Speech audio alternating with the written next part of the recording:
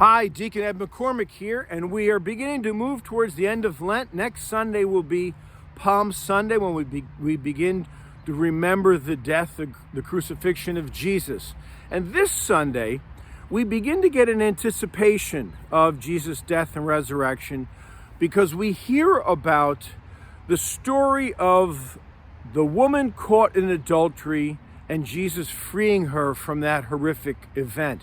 This is from John chapter 8. I encourage you to read over this beautiful passage. Here's the scene. The Pharisees bring this woman who has been caught in adultery to the temple area where Jesus has been teaching. They bring her to him.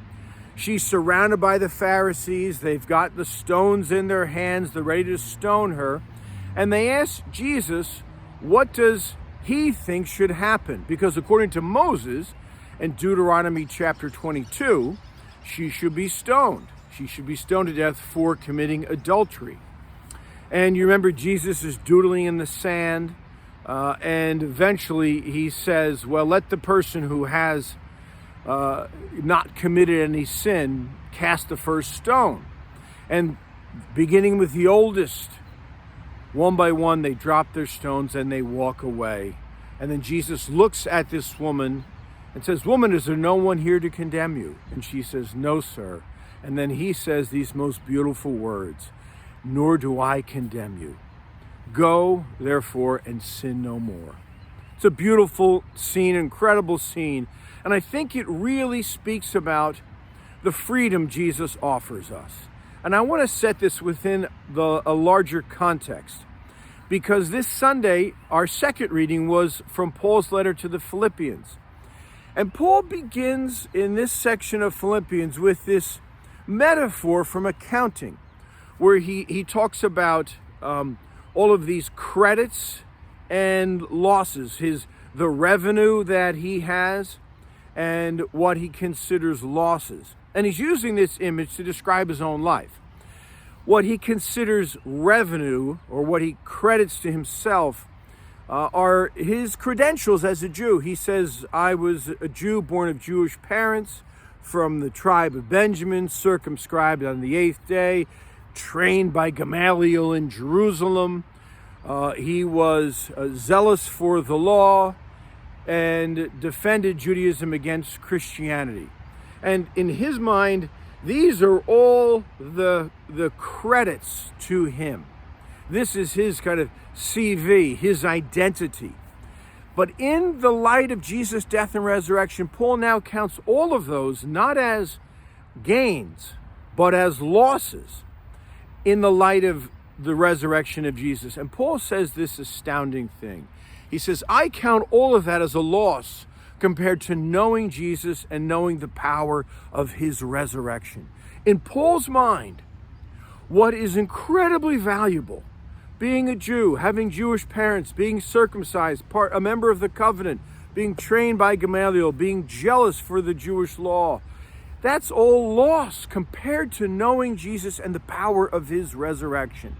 Because in Paul's mind, everything that the history of Israel has pointed to is what's happened with the death and resurrection of Jesus. Jesus and his resurrection is the fulfillment of all Jewish hopes.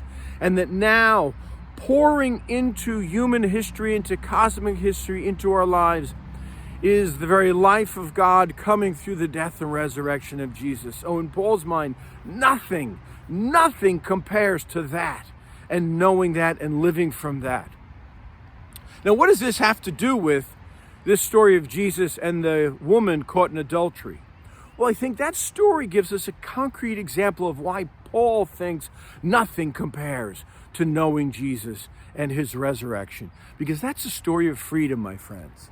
What Jesus has done here is courageously stood up in the midst of a very dangerous, volatile, violent situation where the scapegoat mechanism is at work, and this woman is about to be killed. And Jesus courageously stands up for her and challenges these Pharisees who are about to kill her in this very public way. This would have been a very brutal, gruesome death. Not only is she publicly shamed, but she's about to be brutally killed. And what Jesus does for her is, first of all, save her life. Literally. He literally saves her from the most brutal death. But then he frees her from her shame, because he gets all of these men to leave, and then he doesn't condemn her, and instead begins to talk to her as a person.